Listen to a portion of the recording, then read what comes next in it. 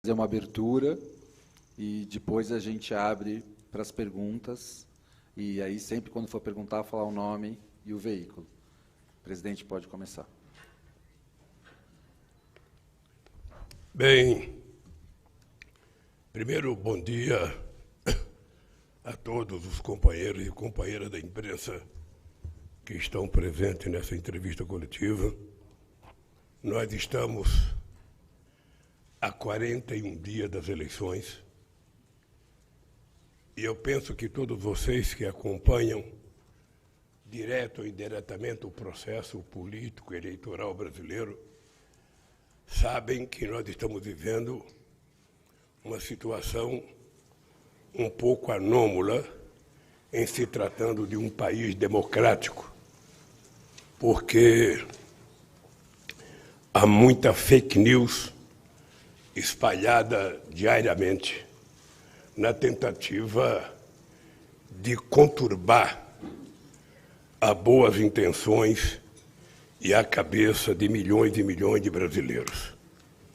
Como vocês representam a imprensa internacional, e a imprensa internacional tem muita curiosidade pelo que está acontecendo no Brasil, eu queria que vocês soubessem que o Brasil de 2023, ele estará, do ponto de vista econômico, do ponto de vista político e do ponto de vista social, pior do que o Brasil que nós pegamos em 2003. Mais grave ainda é que o Brasil, nesse instante, vive um momento de confusão nas instituições brasileiras, porque o presidente faz questão de não respeitar as instituições que foram criadas para fortalecer o processo democrático brasileiro. Ao mesmo tempo, o nosso país, que sempre foi um país que não teve contencioso com nenhum país do mundo. O último contencioso nosso foi na Guerra do Paraguai, e já faz um século e meio. Ou seja, esse país está como se fosse um paria da sociedade, porque ninguém quer conversar com o nosso governo e o nosso governo não quer conversar com ninguém. Ele não viaja para nenhum lugar e também nenhum governante quer viajar para o Brasil. Significa que quem ganhar as eleições em 2023 vai ter uma tarefa imensa e uma tarefa nobre de recuperar as relações internacionais que o Brasil já teve, porque o Brasil, em algum momento, foi protagonista internacional durante praticamente todo o período do governo do PT. E para nós foi muito importante esse protagonismo internacional, porque a gente estabeleceu uma relação democrática, uma relação proveitosa, virtuosa, uma relação ativa e ativa, como diz o Celso Amorim, sabe, desde o Chile, passando pelos Estados Unidos, indo até a China, passando pela Índia, pela Rússia, pela União Europeia.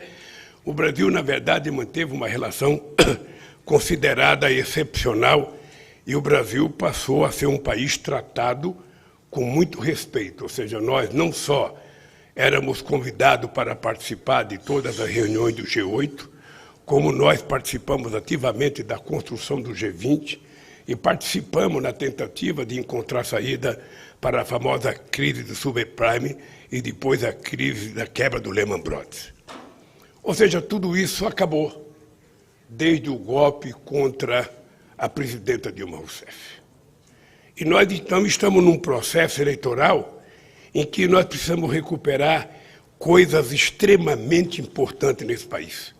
Não apenas coisas importantes para o Brasil, como a necessidade de reindustrialização do país, como a necessidade da criação de empregos, como a necessidade de distribuição de renda, como fortalecer as nossas relações internacionais, inclusive para que a gente possa discutir a questão do clima no planeta Terra com mais senioridade, com mais respeitabilidade e com mais força, porque o Brasil é um país que precisa ser levado em conta não só pela sua população, não só pela sua extensão territorial, mas pelo que o Brasil representa do ponto de vista de reserva florestal, pelo que o Brasil representa do ponto de vista da riqueza da sua biodiversidade, pelo que o Brasil representa do ponto de vista da sua costa marítima e da quantidade de água doce que nós temos. Portanto, o Brasil tem potencial extraordinário de voltar a ser protagonista internacional, discutindo em igualdade de condições com todos os outros países do mundo, para que a gente possa, inclusive, discutir uma nova governança mundial. É preciso que a gente saiba que tudo que foi criado em 1948, ou seja, depois da criação das Nações Unidas, é preciso que haja uma certa renovação, é preciso que haja outras instituições que hajam diferente do FMI, é preciso que haja mais países participando do Conselho de Segurança, é preciso que haja uma nova geopolítica mundial para que a gente possa discutir essa questão climática. E sobre a questão do clima, o que me preocupa muito é que em todos os encontros internacionais que você participa, tem discussões maravilhosas, a gente aprova coisas maravilhosas, mas depois que a gente aprova, volta para ser aprovado dentro do Estado Nacional. Portanto, tem que ser aprovado no Congresso americano, no Congresso chinês, no Congresso brasileiro, no Congresso do Paraguai, no Congresso da Alemanha. E, normalmente, quando o interesse é do Estado Nacional, a coisa internacional não funciona. Então, é preciso que a gente tenha uma nova discussão sobre essa questão climática. É preciso que a gente tenha uma nova discussão sobre uma nova governança mundial, porque, sobretudo na questão do clima, é preciso que a gente decida a nível internacional e que essa decisão valha para todos os países do planeta Terra. Senão, a gente vai continuar decidindo e as coisas vão continuar acontecendo. A gente vai continuar decidindo e o desmatamento continua aumentando, a poluição continua aumentando. Ou seja, e nós, então, precisamos tomar uma atitude. É com esse ímpeto que nós estamos nos preparando para ganhar uma eleição e estamos nos preparando para governar o país, se assim o povo brasileiro permitir, para que a gente possa fazer algo novo, algo inusitado, algo que começa até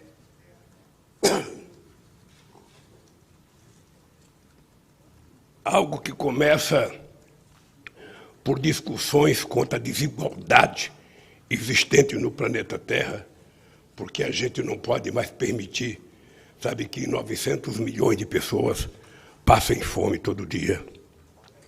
Da mesma forma que a gente não pode mais permitir que alguns irresponsáveis continuem não só um processo de desmatamento, onde não deveria ser desmatado, como continue a emitir gás de efeito estufa, aonde não deveria ser emitido.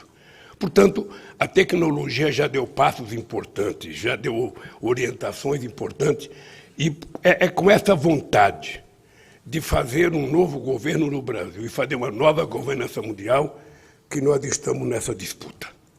Eu sei que vocês têm acompanhado o que acontece aqui no Brasil, e eu queria, ao passar a palavra a vocês, outra vez me solidarizar com a família do Dom Felipe e do Bruno, que foram vítimas de uma chacina, de uma barbaridade que já não deveria mais existir no Brasil. É por isso que eu tenho dito que a questão da Amazônia será cuidada com muito carinho, não apenas pelo Brasil. Nós temos que envolver nessa discussão todos os países amazônicos, todos.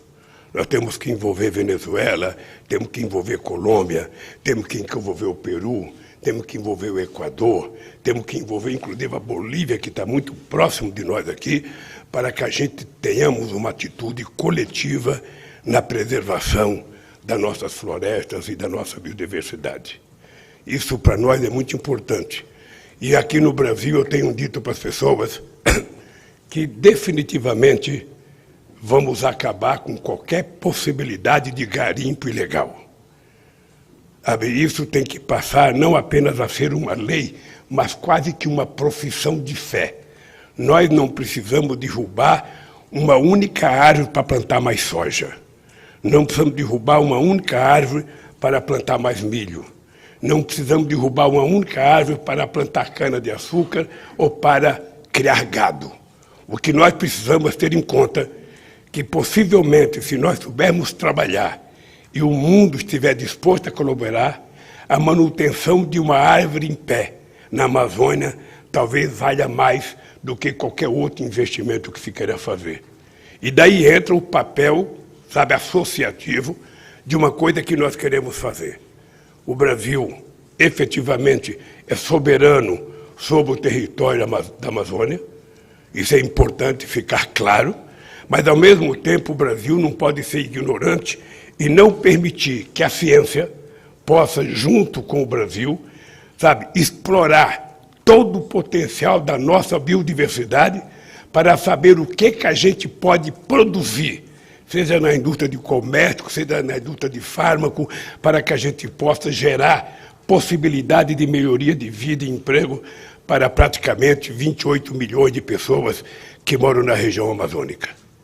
Então eu posso, e quero terminar dizendo para vocês, que pode estar certo, como vocês são todos jovens, como vocês todos vão viver muito tempo, vocês vão ver o Brasil cuidar da questão do clima como jamais cuidou em outro momento, porque nós queremos ser responsáveis não apenas conosco mesmo, mas queremos ser responsáveis com a manutenção do clima no mundo inteiro.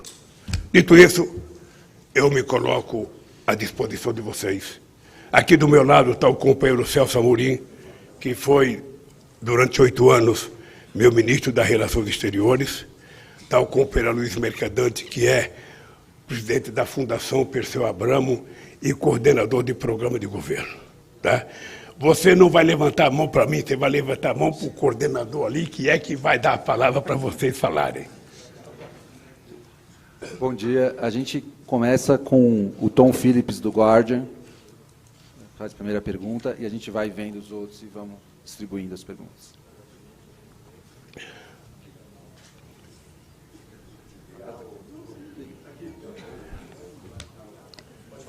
Alô, bom dia.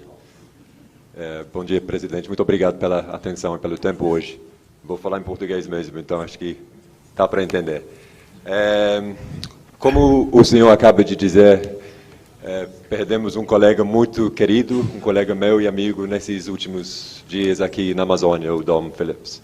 E primeiro queria perguntar um pouco sobre qual é a visão que o senhor tem sobre esse assassinato e o assassinato do brasileiro Bruno Pereira.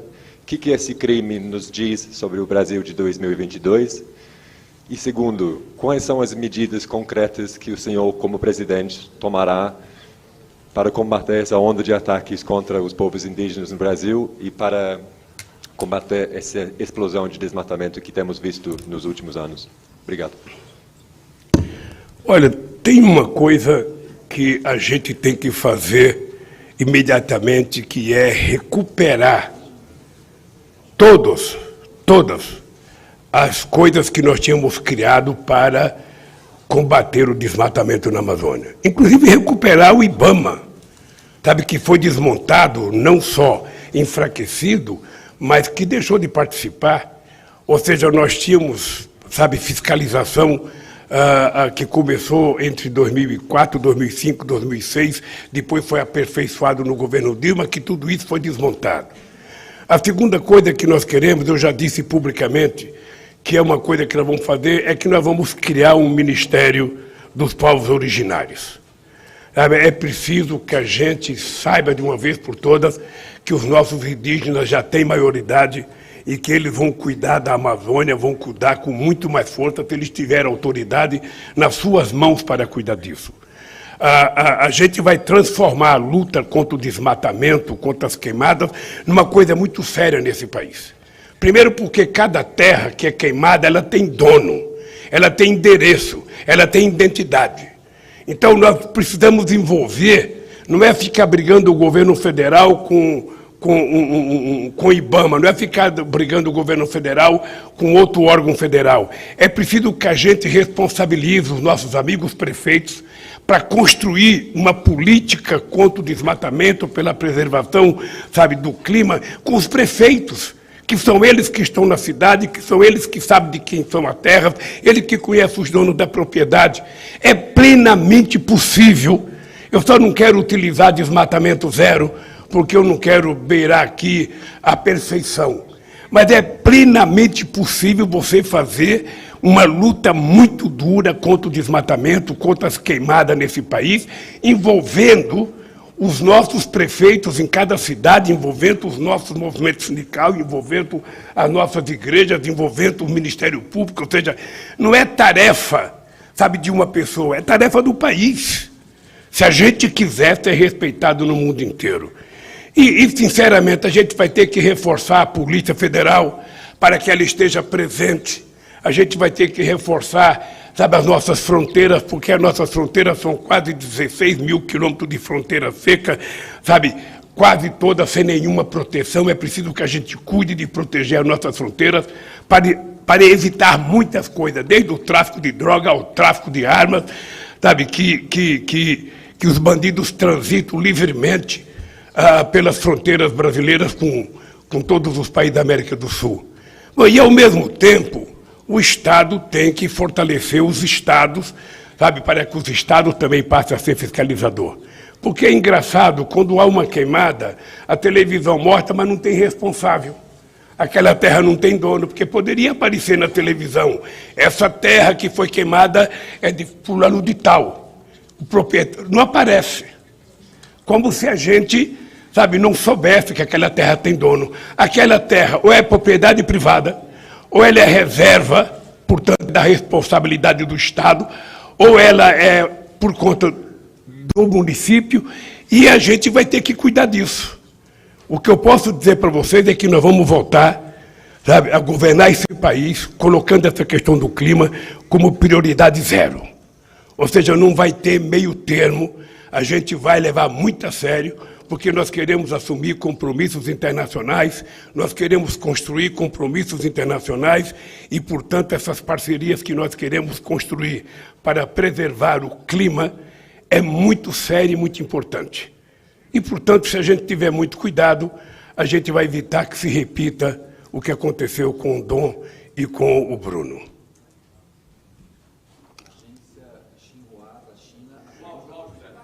Pede para a pessoa falar mais alta, Zé. Agência Xinhua da China.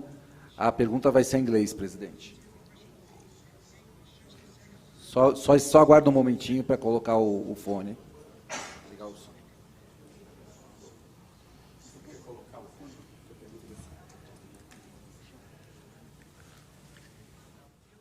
Estou te ouvindo. Pode fazer a pergunta. Ask your question. Good morning, Mr. President. So my question will be A about minha the pergunta vai economics. ser sobre a economia. Would you please O to senhor poderia nos falar, specify a little bit especificar um pouco mais about your economic policy sobre a sua futura política econômica, to drive Brazil's sustainable growth? levar o Brasil para um desenvolvimento sustentável And how would you like e to como você gostaria carry out realizar the reindustrialization policy a política de reindustrialização no Brasil. under current scenarios of high inflation, E isso sob um cenário de alta inflação, high salary rates, taxas de juros altíssimas high rate of non-formal employment, e uma alta taxa de emprego informal. and global supply shocks? E os choques globais econômicos que também podem afetar o país. Thank you very much. Muito obrigado, senhor presidente. Poderia levantar a mão a jornalista que fez a pergunta? Aí. Porque senão eu vou responder sem saber quem fez a pergunta. Eu até gostaria que daqui para frente quem fosse responder levantasse a mão, porque às vezes a gente pensa que está na direita e está na esquerda, depois está na esquerda, está na direita. Como não tem centro, o centro só está os câmaras. Olha, primeiro, para mim, não é novidade pegar o Brasil com inflação alta. Nós já pegamos uma vez com 12%. Para mim, não é nenhuma novidade pegar o Brasil com juros altos, porque quando eu tomei posse em 2003, o juro estava 24%. E para mim não é nenhuma novidade pegar o Brasil com alta taxa de desemprego, porque quando eu peguei em 2003, o Brasil tinha 12 milhões de desempregados. Então, para mim, não existe novidade em pegar o país na situação que ele está hoje. Eu já peguei uma vez. O que acontece é que hoje o Brasil está mais desindustrializado do que estava em 2003. O que acontece é que hoje o Brasil tem menos oferta de emprego do que era possível ter em 2003. Ora, o que é que nós pretendemos fazer? Primeiro, nós vamos ter que fazer um trabalho imenso e muito duro, de muita seriedade, para trazer a taxa de juros para um número considerado razoável pela sociedade brasileira. Segundo, a gente vai trabalhar para trazer a inflação para um patamar que seja razoável. Quando nós pegamos a 12, nós trouxemos ela para uma meta de 4,5%, e que perdurou praticamente durante um bom tempo do nosso governo. Terceiro, a gente vai gerar muito emprego. Veja, nós temos várias formas de gerar muito emprego. Eu queria dizer para vocês que o Brasil precisa de 3 coisas que eu diria são palavras que, na minha experiência de governo, são quase mágicas. O país precisa de um governo que tenha credibilidade. Esse governo, tendo credibilidade, ele gera estabilidade. Tendo credibilidade e gerando estabilidade, esse governo tem uma terceira palavra que é previsibilidade. As pessoas precisam saber o que vai acontecer no país à luz do dia. Para isso, o Estado brasileiro vai ter que fazer um grande investimento em obras públicas. E o Estado precisa ser o indutor desse investimento para que ele motive a iniciativa privada a acreditar que o governo está falando sério. Porque se o governo falar e não acontecer, nenhum empresário vai fazer investimento. Então, o pontapé inicial tem que ser dado pelo governo. Nós temos milhares de obras que estão paralisadas, porque nesse país, lamentavelmente, quando um governo sai e entra outro, esse outro que entra deixa as obras daquele governo paralisado e vai tentar fazer outras obras. Nós temos muitas coisas do PAC 1 e do PAC 2 que foram pensadas, que foram construídas, que foram projetadas e que foram começadas a serem trabalhadas, que foram paralisadas. Obviamente que nós vamos começar por aí, fazendo um levantamento de como está a situação dessas obras e vamos começar a recuperar essas obras para que a gente possa gerar empregos. Outra coisa que eu já disse publicamente, eu pretendo, na primeira semana de janeiro, fazer uma reunião com os 27 governadores de estado para fazer um levantamento com eles de quais as obras de infraestrutura mais importantes em cada estado, porque nós precisamos fazer 2 coisas. Primeiro, repactuar o pacto federativo, estabelecer uma relação civilizada com os governadores. E os governadores não são inimigos porque são de outro partido político, porque um governo, um chefe de Estado, quando ele quer conversar com o governo, ele tem que conversar com o povo e não com o governo. Ou seja, então, para mim, não importa de que partido seja o governador. O que importa é que, se ele ganhou as eleições, ele representa aquele povo e, portanto, nós vamos pactuar com ele. As obras que precisam ser feitas de maior importância nos 27 estados da federação.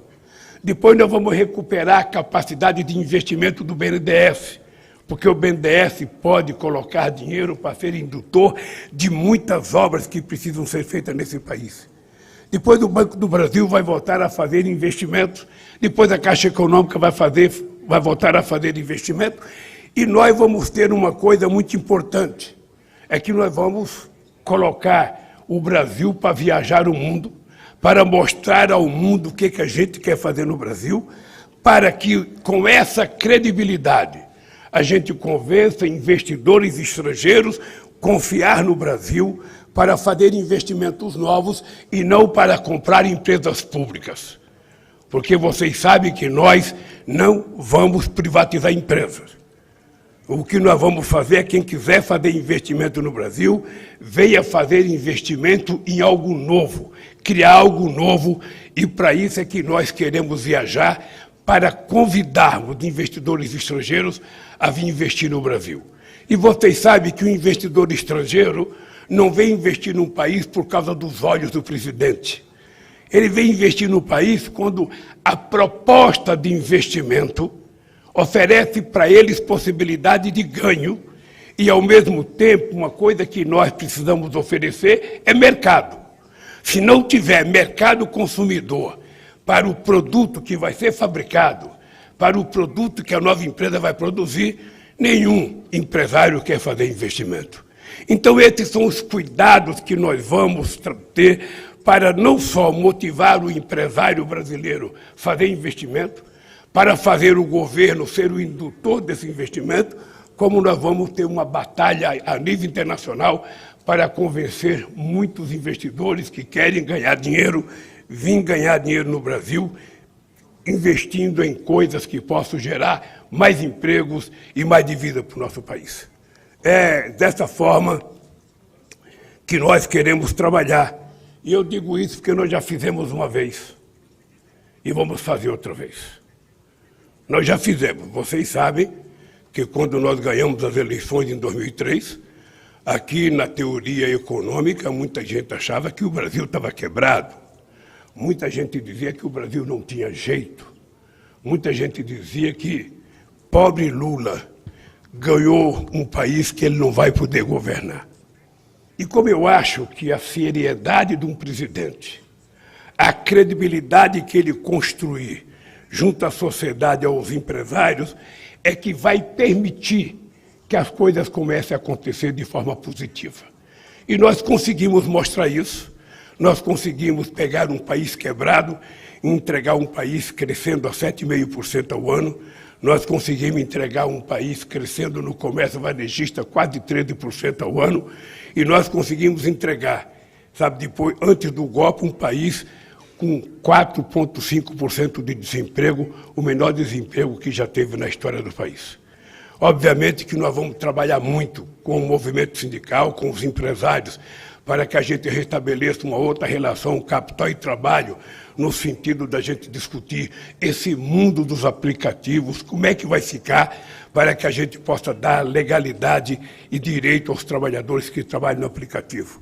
E tudo isso será feito da mesma forma que nós fizemos uma vez, sentado numa mesa de negociação, conversando com todo mundo. Eu vou recriar imediatamente o Conselho de Desenvolvimento Econômico e Social, que é um conselho que participa empresários, participa pequenos, médios, grandes, participa indígena, participa pastor da igreja evangélica, padre da igreja católica, participa todo mundo representando os interesses do povo brasileiro, para que esse conselho ajude o governo brasileiro a recuperar a economia brasileira. E, além disso, nós vamos voltar a fazer uma coisa que eu fiz e que acho que o Brasil se ressente dessa, que é a recriação das conferências nacionais para definir as políticas públicas para o país. Ou seja, todos os setores da sociedade, nós iremos promover as conferências nacionais. As pessoas fazem conferências no município, dos municípios tiram delegados para o Estado, do delegado tiram o delegado para a nacional, e assim nós vamos definir todas as nossas políticas públicas para que a gente possa, com o mesmo sucesso que tivemos no primeiro mandato, a gente voltar a fazer a mais importante política de inclusão social que esse país já teve. Porque a palavra-chave, nesse momento, é inclusão social. Ou seja, todo e qualquer investimento do Estado tem que passar pela ideia da inclusão social. Nós temos um compromisso enorme, sabe, de acabar com a fome de 33 milhões de pessoas que estão passando fome no Brasil. Vocês estão vendo a quantidade de gente dormindo nas calçadas, dormindo nas ruas, dormindo nas sarjetas. Além desses que estão com fome crônica, você tem mais 105 milhões de pessoas que estão comendo menos calorias e proteínas do que deveriam comer. E isso é muito grave, porque o Brasil é o terceiro produtor de alimento do mundo, porque o Brasil é o primeiro produtor de proteína animal do planeta Terra e que, portanto, não tem sentido nesse país tão produtor de alimentos as pessoas estarem passando fome. Então, é assim que nós vamos tentar, para a companheira que fez a pergunta, resolver o problema da nossa economia. Você pode estar certo que eu sei o tamanho do problema, tenho noção do tamanho do problema, estou fazendo física todo dia de manhã para estar preparado para carregar esse peso e tentar diminuí-lo. Próxima pergunta, a gente está anotando aqui quem está pedindo aqui com o pessoal, do César do Asahi Shimbun, do Japão.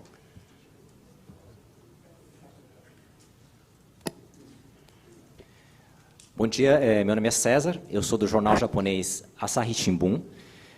Eu gostaria de fazer uma pergunta, porque o senhor... Dá para ouvir? O senhor... Eu estou ouvindo... Tá. Eu sei, mas eu estou ouvindo mal. Tá.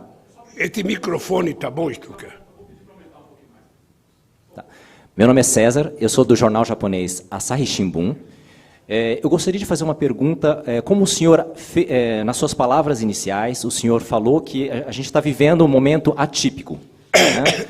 E em relação a essa atipicidade desse momento, uma das coisas que tem acontecido, que a gente tem notado na mídia nacional, de uma possível ruptura da democracia, no caso do presidente Bolsonaro não aceitar a sua derrota nas eleições. Eu gostaria de saber do senhor se o senhor realmente avalia isso como um risco, ou seja, que nesses 30 anos de redemocratização do país, que o senhor se o senhor já havia experimentado uma situação tão tensa como essa. Porque depois que essa caixa de som funcionar, fica melhor para a gente ouvir, porque tem reverberação do som. Tá? Olha, primeiro eu acredito muito na recuperação da nossa democracia.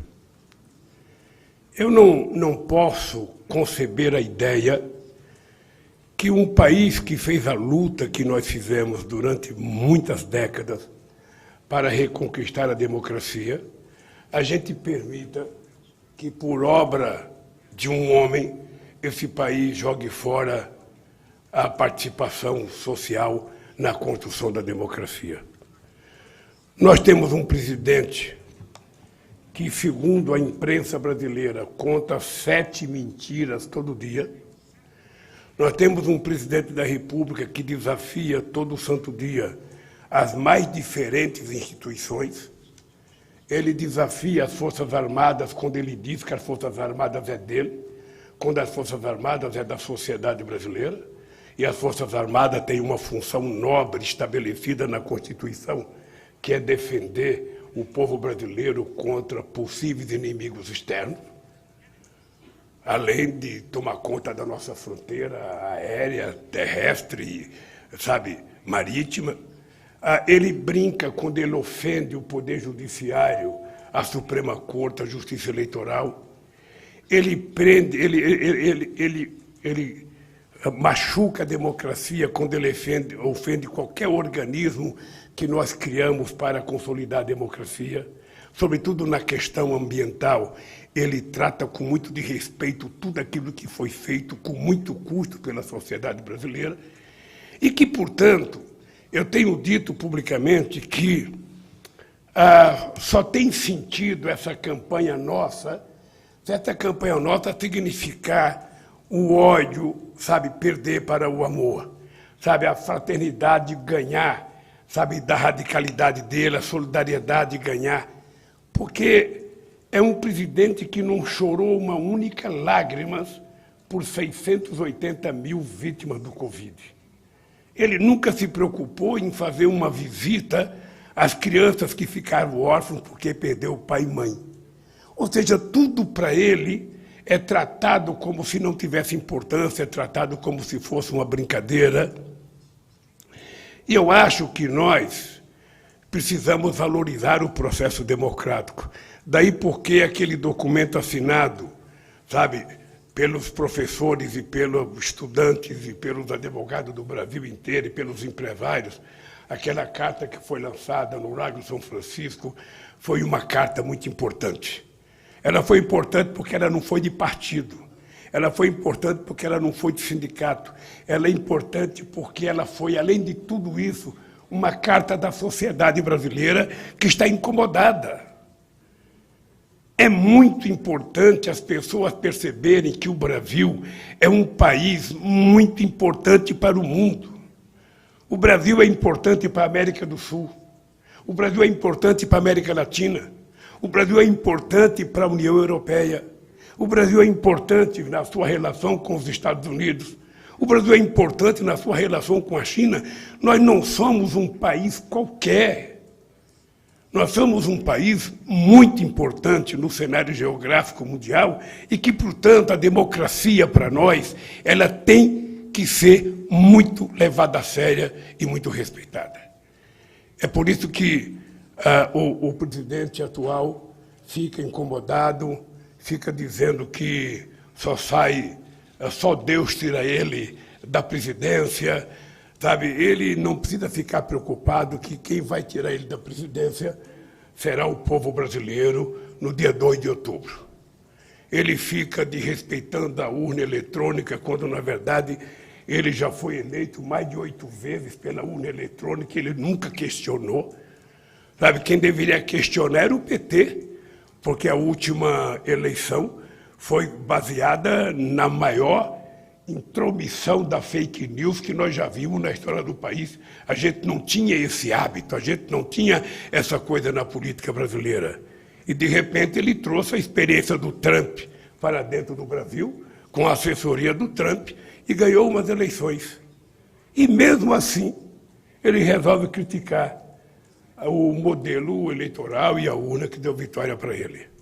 Eu acho que aconteceu uma coisa muito importante também, que foi a posse do presidente do TSE, do ministro do Tribunal Superior Eleitoral, que foi uma força muito viva, mostrando pela sociedade brasileira de que o povo está cansado de autoritarismo. O povo quer democracia de verdade. O povo quer democracia na urna e o povo quer democracia no exercício do poder, coisa que nós soubemos e sabemos fazer muito bem. A Simone Iglesias, da Bloomberg, depois o Hassan. Bom dia, presidente. Estou aqui. Só fazer uma pergunta. Quando faz a pergunta de hoje, não está saindo.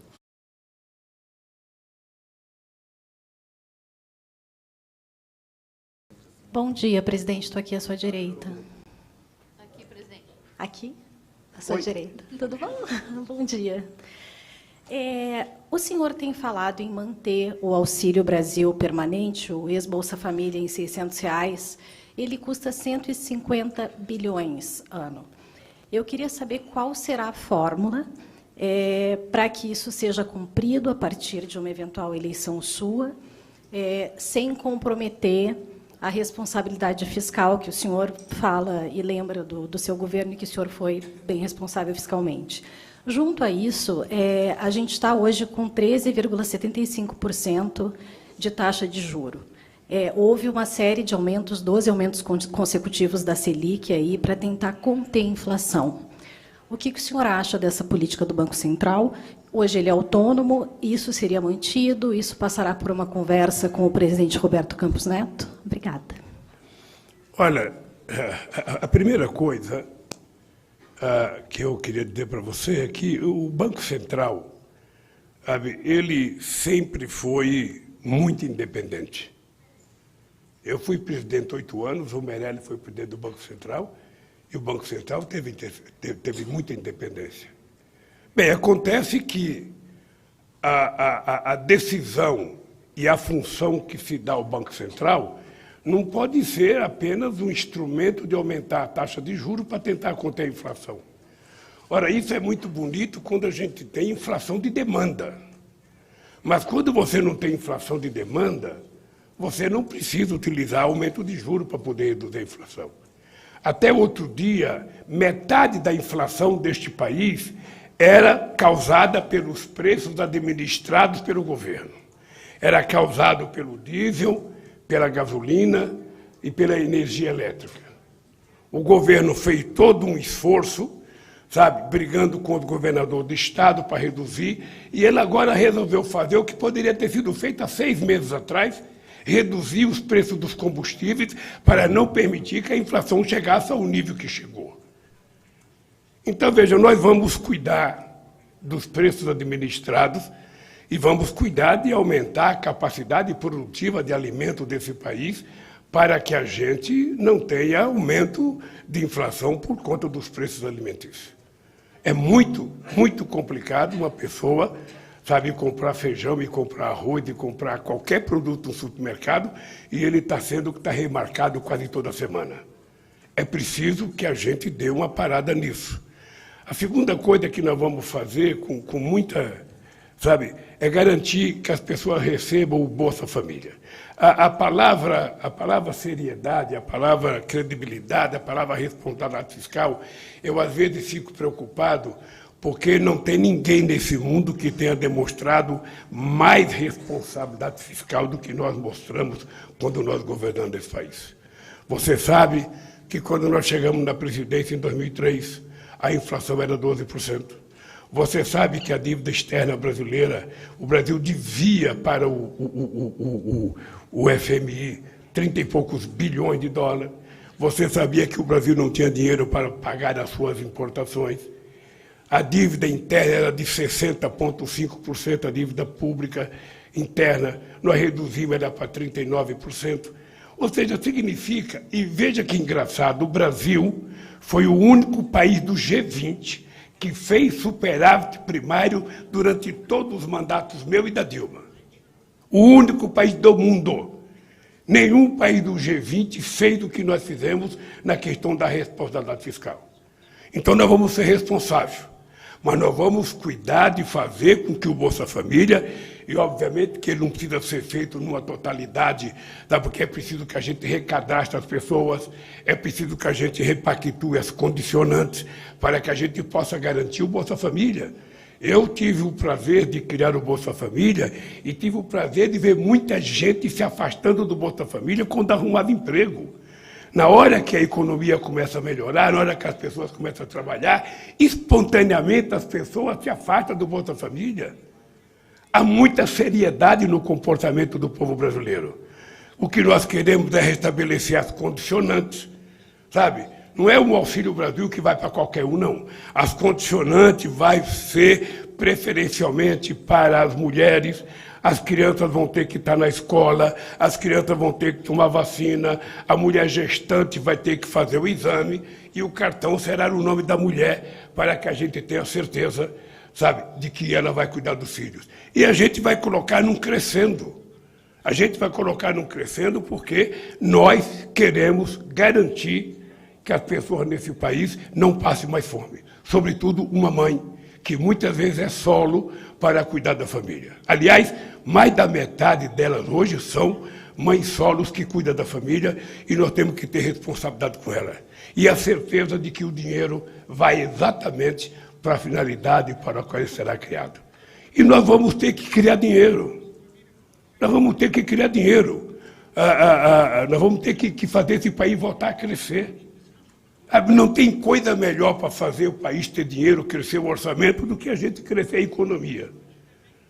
Por isso que eu acho estranho, sabe, as pessoas ficarem pensando só em contenção de gasto, em contenção de gasto, em contenção de gasto, mesmo naquilo que é investimento é tratado como gasto, como a melhor forma para você diminuir a dívida com relação ao PIB é o crescimento econômico. E nós vamos fazer isso. Esse país precisa voltar a crescer. Não é nem compromisso programático, é profissão de fé. Porque se esse país não crescer, não tem emprego. Se não tiver emprego, não tem salário. Se não tiver salário, não tem consumo. Se não tiver consumo, não tem mais emprego. Então, como é que eu vou oferecer parceria para empresários brasileiros e estrangeiros, se as pessoas não têm dinheiro para consumir. Por isso é que nós criamos 22 milhões de empregos com carteira assinada, porque a gente acreditou que o crescimento econômico era a melhor forma. Aumentar o salário mínimo é a melhor forma de você reativar a economia. Vocês estão lembrados, eu sou de uma geração em que se dizia que a gente não poderia aumentar o salário mínimo, que era inflacionário. Nós criamos uma lei que estabelecia a reposição inflacionária e, ao mesmo tempo, o trabalhador do salário mínimo recebia um aumento equivalente ao PIB dos últimos 2 anos. Isso permitiu que o salário mínimo aumentasse 74% no nosso período de governo. Mas também não é só isso, é a quantidade de outras políticas que você faz. O dinheiro para a agricultura familiar, o dinheiro da merenda escolar, o dinheiro que a gente fazia para que as pessoas pudessem produzir e vender, o PNAE, o PAA, foram dezenas de programas que foram feitos, que geraram emprego, que geraram dinamismo na economia. 1.400.000 cisternas foram feitas nesse país. O Minha Casa Minha Vida subsidiada foi o maior programa habitacional que esse país já conheceu. E se você não subsidiar, as pessoas que ganham pouco não têm como pagar uma casa. Então o Estado tem que assumir responsabilidade. Por isso é que a economia tem que crescer. A economia crescendo e a gente distribuindo um pouco desse crescimento com a sociedade, a gente vai conseguir fazer tudo o que precisa ser feito. Se eu não acreditasse nisso, eu não estava voltando para essa empreitada. Sabe? Se eu não acreditasse que é possível fazer, eu não estaria fazendo essa empreitada, porque eu preferia viver com os louros, sabe, do melhor presidente do Brasil. Mas eu acho que é possível ser melhor ainda. Eu acho que é possível fazer mais em pouco tempo. Eu volto com a experiência acumulada, com experiência, inclusive, dos nossos erros. Sabe? Eu volto com experiência acumulada, eu volto com uma vontade imensa de restabelecer não apenas o crescimento do Brasil, mas trabalhar para fazer com que a América do Sul cresça, trabalhar para fazer com que o continente africano cresça, restabelecer a relação com a África, crescer as exportações. Ô, gente, eu lembro que quando nós chegamos na presidência, o fluxo de comércio exterior do Brasil era de apenas 100 ou 100 e poucos bilhões. Os mais velhos devem se lembrar que quando nós atingimos 100 bilhões de fluxo comercial, o ministro Furlan pendurou, sabe, um container na frente do ministério, no guindaste, para mostrar. Já no governo da Dilma, a gente chegou a 482 bilhões de fluxo comercial. Sabe? Então, se a gente reativar a economia, você sabe quanto que era o fluxo comercial entre Brasil e Argentina? Apenas 7 bilhões de dólares. Quando nós deixamos o governo, era 39 bilhões de dólares. Com a América do Sul, era 15 bilhões, foi para 89 bilhões de dólares. Ou seja, significa que nós vamos ter que trabalhar para as coisas acontecerem. Elas não são de graça. Nós vamos ter que nos dedicar a debater muito com os empresários, a debater muito com outros países políticos, a debater com investidores estrangeiros, para que a gente possa fazer com que a economia brasileira dê conta do recado para tratar do seu povo. Eu só posso dizer para você uma coisa que eu aprendi com os economistas mais velhos. Nem sempre em economia você pode dizer tudo o que você vai fazer, porque se você disser, você não faz. Aparece gente para atrapalhar. Então, você pode ficar certa que nós vamos fazer as coisas que têm que ser feitas nesse país. E eu vou repetir para você, se eu não acreditasse nisso, eu não estaria voltando. Isso. Hassan Massoud, da Al Jazeera. Está ali do lado da... Obrigado. Bom dia. Muito obrigado pelo convite. Eu tenho uma pergunta internacional e pergunta nacional. Vou começar com internacional. O mundo está enfrentando grandes desafios no estágio atual, como a guerra na Ucrânia, a tensão entre China e Taiwan, todas essas consequências, claro, também as mudanças climáticas. notamos a ausência de posição clara do Brasil nessas grandes questões com o governo atual. Em primeiro lugar, qual é a sua posição, senhor presidente, em relação a essas questões? E como o senhor vai lidar com esses desafios se o senhor voltar ao poder? Também, como o senhor que foi um dos fundadores de BRICS, podemos ver reativação de BRICS, por exemplo. Sobre a pergunta nacional, o que vai acontecer se, como o senhor falou daqui a pouco, se o senhor presidente atual não aceitou o resultado? Muito obrigado. Se o senhor for eleito.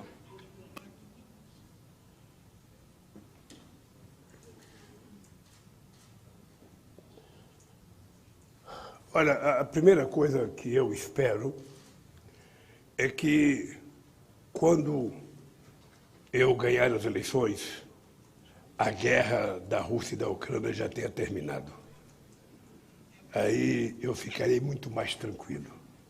Se por acaso ela não tiver terminado, você pode ficar certo de uma coisa, que o Brasil fará todo o esforço que tiver ao seu alcance, na conversa com outros chefes de Estado, para que a gente estabeleça novamente a paz.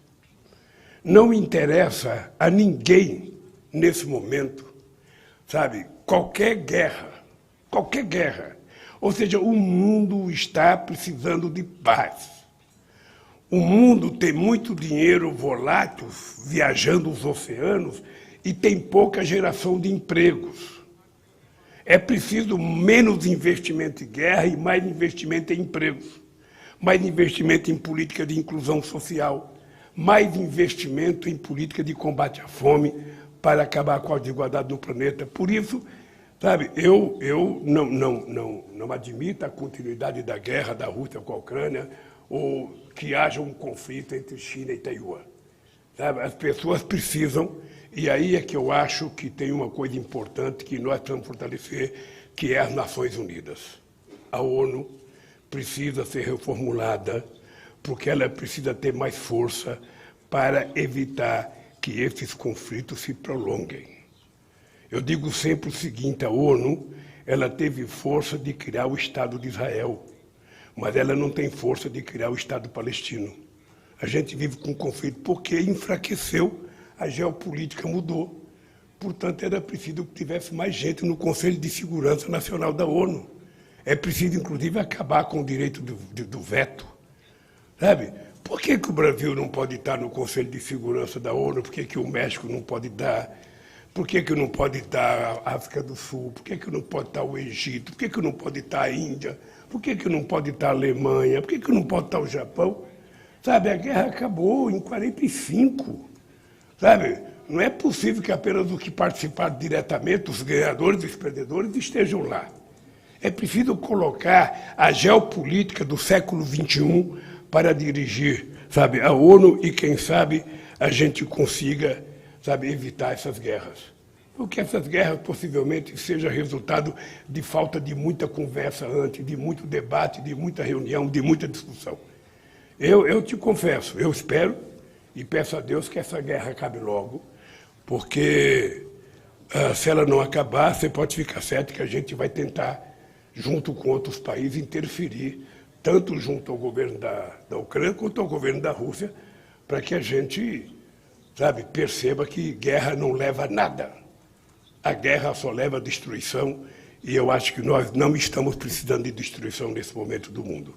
Nós estamos precisando de paz, de emprego, de trabalho, de muita educação, para que o mundo se transforme num planeta humanamente mais justo.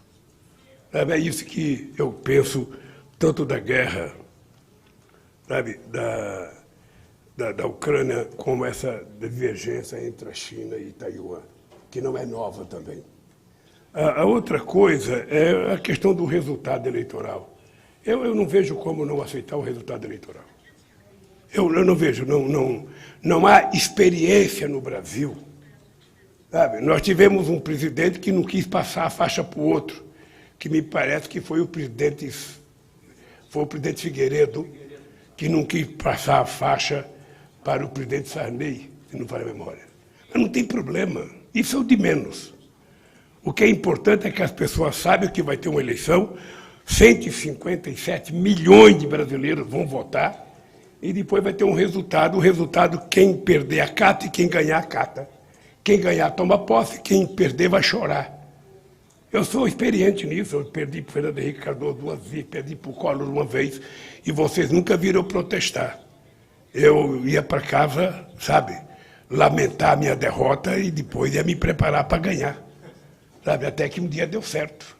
Então, esse cidadão pode ficar certo que o resultado das eleições serão acatados plenamente. Nayara, do É o País.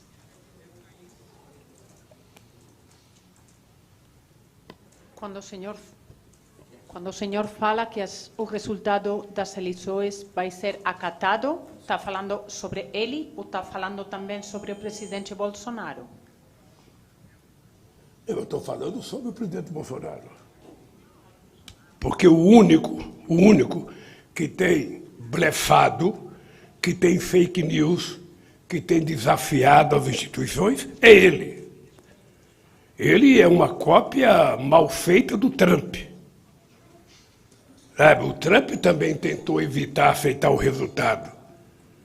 Tentaram invadir o Capitólio, sabe? E teve que ceder.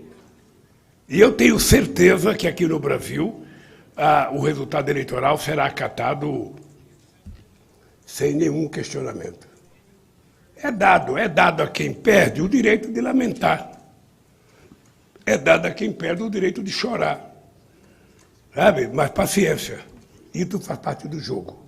O que importa é que a gente consiga fazer uma eleição bastante civilizada, uma eleição em que o resultado dela seja o aumento da politização da sociedade brasileira e que seja uma eleição em que, sabe, seja recheada de esperança e de propostas que façam o povo acreditar que o Brasil pode ser melhor.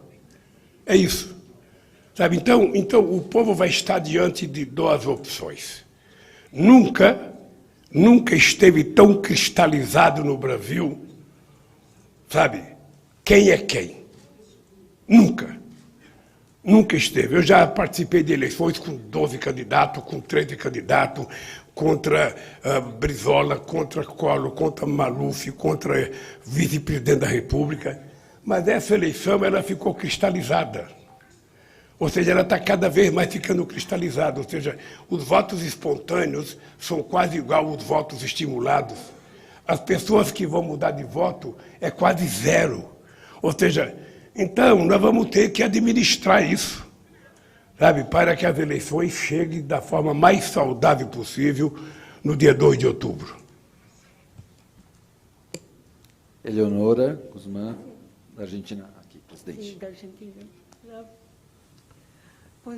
Bom dia, Bom dia. Como vai? Sim, o que eu gostaria de perguntar para o senhor, com o governo de Bolsonaro, houve um esfriamento do relacionamento com os vizinhos da América do Sul. Não foi o caso da Argentina, mas também de vários países sul-americanos. Acha que se o senhor for eleito e vai para o governo, acho que isso pode mudar. Isso é minha impressão em base às experiências do senhor no passado. Mas acha que isso poderia ajudar a estabilizar a América do Sul, em particular também a Argentina? Olha, eu penso que a América do Sul vive um momento muito especial. Muito especial. Veja, a vitória no Chile, a vitória na Argentina, a retomada da Bolívia, a vitória agora na Colômbia, a vitória no Peru, ou seja, é uma demonstração de que o povo latino-americano não quer mais fascista dirigindo o nosso continente. É de que o povo quer a democracia. E a democracia é assim, ela tem altos e baixos. Às vezes a gente acerta, às vezes não acerta. Eu se voltar à presidência do Brasil, eu volto com mais vontade de trabalhar a integração da América do Sul do que eu tive na primeira vez. Porque já conheço aonde nós falhamos, já conheço aonde nós erramos, já sei o que nós deixamos de fazer, mas o povo deu uma demonstração extraordinária elegendo as pessoas que elegeram. Sabe, quem é que imaginava que na Colômbia, tão rapidamente, um presidente de esquerda fosse ganhar as eleições? E ganhou. E ganhou e tomou posse. E vai fazer as coisas da forma mais tranquila, porque é esse, sabe, a exigência do poder, do processo democrático no Brasil. Eu, se voltar à presidência do Brasil, eu quero te dizer que nós vamos trabalhar com muito afinco, mas com muito afinco, para fortalecer a relação da América do Sul cada vez mais, mas não apenas a relação econômica, a relação comercial, a relação política, a relação cultural. Sabe, é preciso que haja mais entrosamento entre nós para que a gente possa fazer com que a gente esteja muito mais forte para negociar com outros blocos. Por exemplo, eu tenho muita vontade, voltando à presidência da República, de estabelecer o acordo América do Sul e União Europeia. Nós já chegamos quase perto, nós já quase fizemos o acordo, por pouco não foi feito o acordo, e não precisa ter pressa de fazer o acordo, o que nós precisamos é ajustar as bases daquilo que é importante para a Europa, mas levando em conta aquilo que é importante para os países da América do Sul. Por exemplo, o Brasil não pode abdicar do direito de querer se fortalecer do ponto de vista industrial. A Argentina não pode abdicar do ponto de vista do direito de querer voltar a ser um país, sabe, com uma forte indústria. E assim sucessivamente. Então, nós queremos estabelecer uma relação mais civilizada e uma relação de duas mãos, onde todo mundo possa ganhar. Sabe, por exemplo, nós não podemos abrir mão, sabe, das compras governamentais. Porque na hora que a gente abrir mão de compra governamental, o que acontece? Você deixa de favorecer, sabe, com que o Estado brasileiro seja o fomentador e o indutor do crescimento da nossa pequena e média empresa. E isso vale para todos os outros países. E a Europa tem que entender isso. Né? Então, eu posso te afirmar que nós vamos trabalhar com muito afinco, ou seja, eu acho que a relação nossa com a União Europeia é a melhor possível, sempre foi e será a melhor possível. Sabe, eu acho que nós temos muita gente amiga governando vários países europeus e é com essa gente que a gente vai tentar estabelecer daqui para frente os acordos. Eu estou otimista porque eu acho que o Brasil precisa disso, acho que a Argentina precisa disso, a América do Sul precisa disso e a Europa precisa disso. Porque a Europa agora também está no meio, sabe, de uma encrenca que eu acho que a América do Sul passa a ser uma coisa importante para a União Europeia. Sabe, é como se fosse um respiro, sabe, de tranquilidade e de possibilidades, o fortalecimento da nossa relação com a União Europeia. Eu acho que nós queremos na América do Sul, e eu acho que os europeus querem. Por tudo que eu tenho conversado com as pessoas, eu acho que eles também estão ávidos para que a gente possa concretizar definitivamente o acordo União Europeia, América do Sul e América Latina. A Lisandra, da Reuters, agora.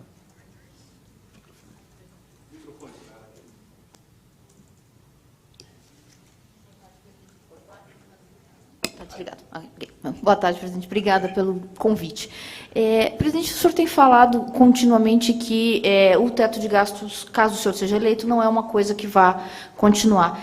Isso é uma das suas prioridades? O senhor tem um plano de enviar logo nos primeiros meses uma nova proposta? Porque é uma PEC, né? É uma coisa que precisa ser discutida com o Congresso, que a gente não sabe qual Congresso que vem, mas é um processo demorado. Eu queria saber qual é a sua ideia nesses primeiros meses em relação ao teto. Veja, primeiro, eu fui contra o teto de gasto quando ele foi criado e sou contra agora. Até porque o teto de gasto agora é uma peça de ficção, porque o Bolsonaro desrespeitou o teto de gasto o tempo inteiro. Ele nunca respeitou. Ou seja, o teto de gasto ele é utilizado apenas para dizer para o povo que não tem aumento, que não tem melhoria na saúde, que não tem melhoria na educação. Não existe mais teto de gasto. O que eu acho? O que eu acho é que um governo tem que ter responsabilidade. Um governo que tem responsabilidade, ele não precisa fazer uma lei limitando o teto de gasto dele. Porque nós precisamos cuidar melhor da saúde, nós precisamos cuidar melhor da educação. O teto de gasto me parece uma coisa para garantir os interesses de quem? Do sistema financeiro? Dos credores do governo brasileiro? E do povo brasileiro? Qual é o teto de investimento? Qual é o teto para a saúde? Qual é o teto para a educação? Então, é preciso que haja mais seriedade. Um governo sério, ele sabe que não pode gastar mais do que ele tem. Se ele tiver que gastar e fazer uma dívida, ele tem que fazer uma dívida para construir novos ativos que possam fazer o país crescer. Ele não pode fazer dívida para custeio, porque aí será uma dívida sem fim. Então, isso nós já fizemos. Isso nós já fizemos e vamos fazer. Vamos fazer com muita tranquilidade, sem muito alarde, sem muita discussão, sem nenhuma polêmica. Nós vamos chamar a sociedade brasileira e colocar na mesa as coisas que nós achamos que tem que ser colocadas em prática. E você sabe que algumas delas nós precisamos ganhar as eleições primeiro. A experiência de sentar na cadeira antes de ganhar não deu certo no Brasil algumas vezes e eu não quero repetir. Eu primeiro quero ganhar as eleições, depois que eu ganhar as eleições eu quero começar a conversar com os atores da sociedade que têm importância no Brasil. E você sabe quem tem importância, eu sei. Nós vamos ter que sentar com todo mundo e conversar. Nós vamos tentar construir uma sociedade de paz, uma sociedade de acordos, uma sociedade de construção de acordos e não de destruição de acordos. Você veja uma coisa interessante, nem o movimento sindical brasileiro quer a volta da questão do trabalho como era antigamente. Eles evoluíram, eles querem se adaptar ao século XXI. Então o que eles querem? Sentar na mesa com os empresários e discutir um outro jeito de relação entre capital e trabalho, sem precisar transformar os trabalhadores em escravos. Aonde é que está o mal nisso? Em nenhum lugar. Nós temos que fazer com que todo mundo se sinta bem. E eu acho que é isso que querem os empresários também. É isso que deseja, eu acho que, muita gente importante no Brasil, inclusive da classe política. E nós vamos fazer isso, eu espero que você esteja ativa para cobrir todas as coisas que nós vamos fazer. Maria da Paz, do Expresso de Portugal. Bom dia. O senhor lidera a corrida presidencial, mas, mesmo assim, segundo a última pesquisa da Datafolha, tem 37% de rejeição. Eu gostaria de saber como o senhor interpreta essa sua rejeição. Eu acho que eu gostaria, sinceramente, eu gostaria de ser amado por todos, 100%. Eu gostaria de ter 0 de rejeição. Mas isso não acontece nem em casa quando você está na mesa com os filhos. Por que eu vou querer da sociedade? O que eu preciso é construir uma maioria democrática que me eleja para presidente da República e que essa maioria seja respeitada pela minoria que perdeu as eleições. Você veja uma coisa, eu tenho 37 de rejeição, você falou, mas tenho 47 de aceitação. Então, você veja que eu estou bem na fita. Ou seja, seria ruim se eu tivesse 80 de rejeição e só 20 de aprovação. Eu tenho o contrário. E a campanha política, ela serve para que a gente diminua um pouco a rejeição e para que a gente aumente um pouco a nossa aceitação. Nós ainda não tivemos sequer o primeiro programa de televisão foi ao ar. Tudo vai começar a partir do dia 26, se não me falha a memória. Então, eu tenho só 45 dias para tentar conquistar mais votos e para diminuir a minha rejeição. É isso. E depois a pesquisa ela serve como uma fotografia, né? Você analisa e você tira proveito da pesquisa para trabalhar aquilo que você pode para melhorar. É isso que nós vamos fazer. Mas eu acho que se tem um candidato que está bem na fita, sou eu. Eu acho que os outros estão um pouquinho pior do que eu, sabe? Então é preciso... Tem gente que não tem rejeição, mas também não tem aceitação. Sabe? É o chamado político neutro. Ninguém sabe que ele existe, nem por mal e nem por bem. Então, como eu acho que política é uma coisa fantástica, porque política é polarização. Eu não sei por que no Brasil, algumas pessoas que queriam um candidato, certamente queriam um candidato, inventaram o medo da polarização. A polarização ela existiu na Alemanha na última eleição. A polarização existiu na França na última eleição. A polarização existiu em Portugal. A polarização existiu na Argentina, existiu no Chile, existiu na Colômbia. A polarização é própria da democracia. Sabe?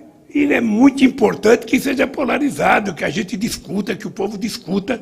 O que é importante é que a polarização não sirva para o ódio. A polarização do debate, de ideias, sim. Agora, vamos respeitar, sabe, o direito de cada um votar ou não, sabe, em você. E é isso que nós estamos fazendo. Maurício Savaré. Eu nunca vi tanta imprensa silenciosa que eu estou vendo agora.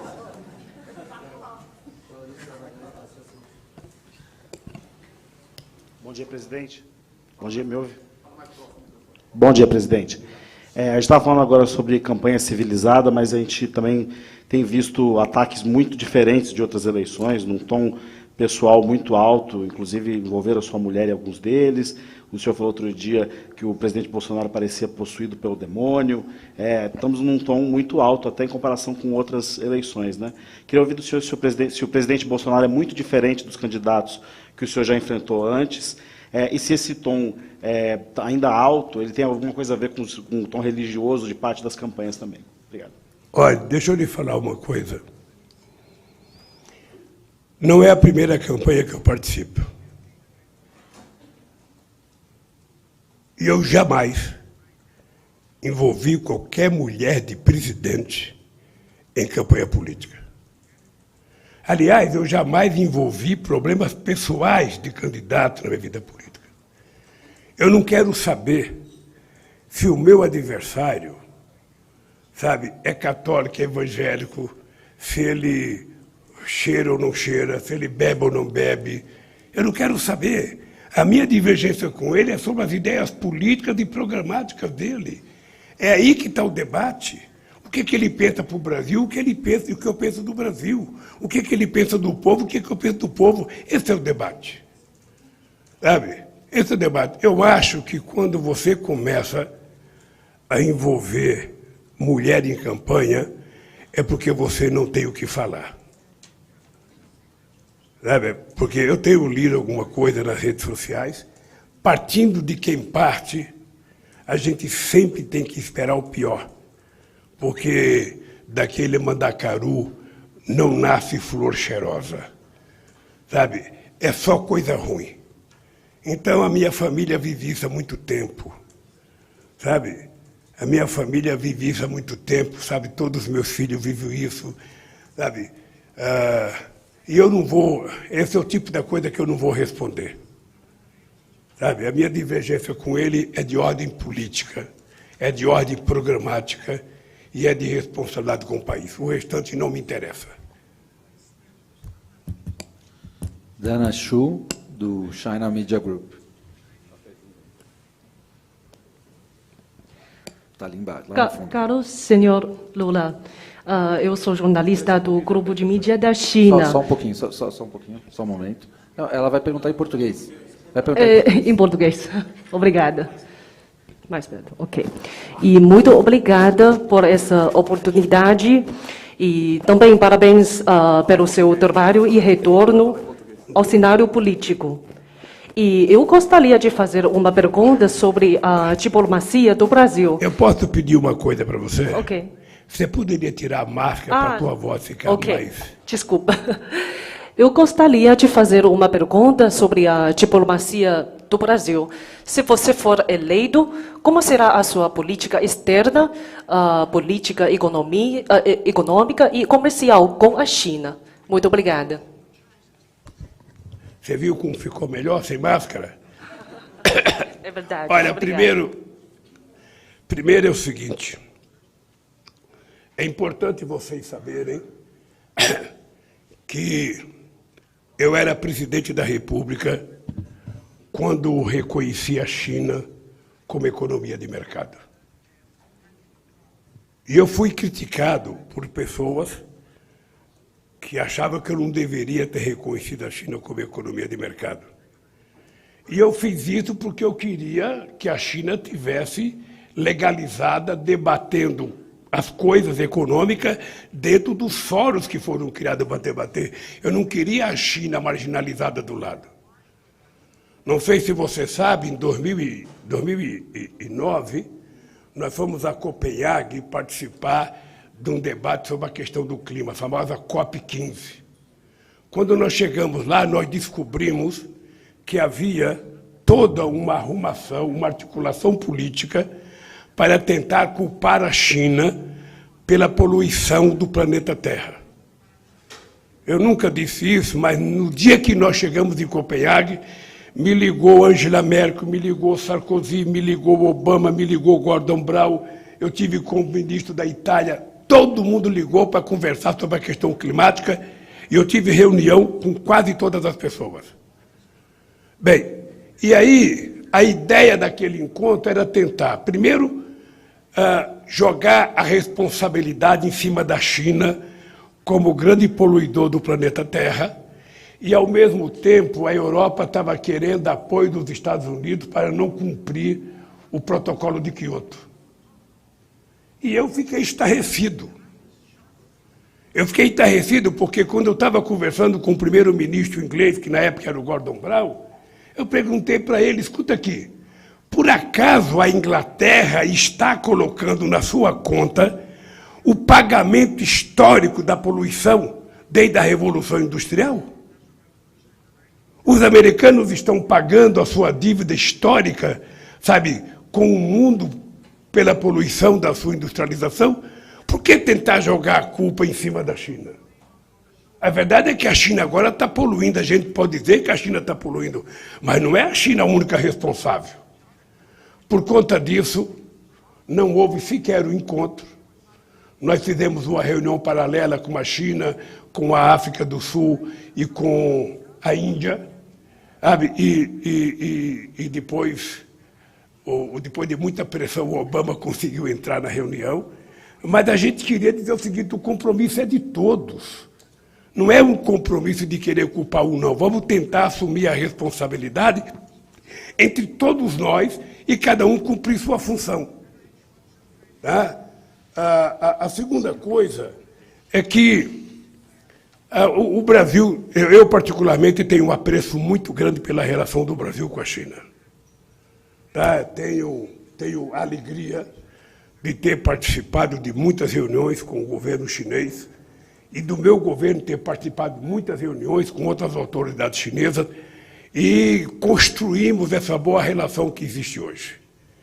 Tá? E isso vai ser mantido, porque para o Brasil interessa ter uma extraordinária relação com a China, interessa ter uma extraordinária relação com os Estados Unidos, interessa ter uma extraordinária relação com a Europa. Para nós interessa ter relação com todo mundo. Nós não queremos fazer contencioso. Tá? Obviamente que o Brasil tem os seus interesses soberanos, tem os seus interesses industriais, tem os seus interesses agrícolas e que nós vamos brigar para que eles prevaleçam. Mas do ponto de vista da relação entre Estado, eu acho que a nossa relação com a China sempre foi muito forte. E eu espero que continue sendo. Emiliano Guanella, da TV Pública da Suíça. Boa tarde já, presidente. Obrigado pelo convite. Para a TV Pública Suíça, para o Jornal La Stampa da Itália. Aqui, presidente. Presidente, aqui. Oi. A primeira pergunta é sobre a América do Sul. Se o senhor for eleito, os 7 maiores países da América do Sul serão governados por presidente progressista, de esquerda. Como isso vai ajudar a integração regional e como o Brasil vai ajudar a questão do Venezuela, para poder chegar a uma eleição democrática no Venezuela, considerando também o drama da imigração venezuelana que tanto afetou todos os países aqui na América Latina. A segunda pergunta sobre a Europa: uma semana antes do voto do Brasil, 25 de setembro, se vota na Itália, eleição política, e segundo todas as pesquisas, a direita deverá ganhar, e segundo todas as pesquisas, a líder do partido Fratelli d'Italia, que é um partido que hereda uma tradição neofascista, Giorgia Meloni, poderia ser presidente. Sei que o senhor tem muita relação com a Itália, com o Partido Democrático, com a esquerda italiana. Se o senhor está acompanhando isso, é uma curiosidade. O senhor sabe que o ex-piloto e campeão mundial Emerson Fittipaldi, brasileiro, se vai postular aqui por uma vaga de senador para a Itália. Então, se o senhor está acompanhando também essa eleição que é tão importante para a Itália e para o equilíbrio regional na Europa. Obrigado, senhor presidente. Bom, obrigado pela informação, que agora vamos ter que acompanhar a eleição da Itália com mais carinho. Olha, veja, o fato de você ter um país ou outro ganhando um governo de direita é próprio da democracia, que prevê a alternância de poder. Eu acho que vai ser sempre assim. A esquerda ganha uma vez, a direita ganha outra vez, ou depois ganha a direita, depois ganha a esquerda. Essa é a alternância de poder que eu acho, interessante no processo democrático. Eu não acho que deva ter só um cara governando. Eu, quando era presidente, tentaram fazer com que eu tivesse um terceiro mandato. Um companheiro do meu partido apresentou uma proposta para que eu tivesse um terceiro mandato e eu me recusei. Eu me recusei porque eu não acredito na história do cidadão insubstituível. Não acredito. O cara que é insubstituível, não existe essa história. Então, se a Itália vai ter um candidato de direita, ele que faça melhor, porque senão a esquerda volta 4 anos depois. É assim que funciona o processo democrático. Eu gosto da Itália, gosto do povo italiano, tenho meus netos e minha ex-mulher como cidadãos italianos também. E eu sempre tive admiração profunda pelo movimento sindical italiano. Tive relação com todos os partidos na Itália, e espero continuar tendo. Independentemente de quem ganhar as eleições na Itália, não vale a minha preferência pessoal. É que, enquanto chefe de Estado, você precisa conversar com todas as pessoas, independentemente se é de direita, de esquerda ou de centro. Você tem que conversar como chefe de Estado. E a Itália sempre será um país que nós levaremos muito a sério, até porque temos aqui no Brasil aproximadamente 30 milhões de italianos e descendentes de italianos. Então nós temos que estar de bem com a Itália. Espero que o povo eleja o que for melhor para ele.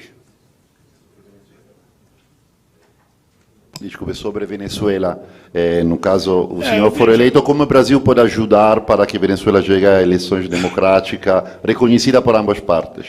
Olha, deixa eu lhe falar uma coisa. Eu gostaria de desejar para a Venezuela o que eu quero para o Brasil. Eu quero que as eleições sejam sempre mais livres, sejam menos, que se acate o resultado. Eu não concordei quando a União Europeia inteira, aceitou o Guaidó como presidente da Venezuela. Ele era um impostor. Está provado que ele era um impostor.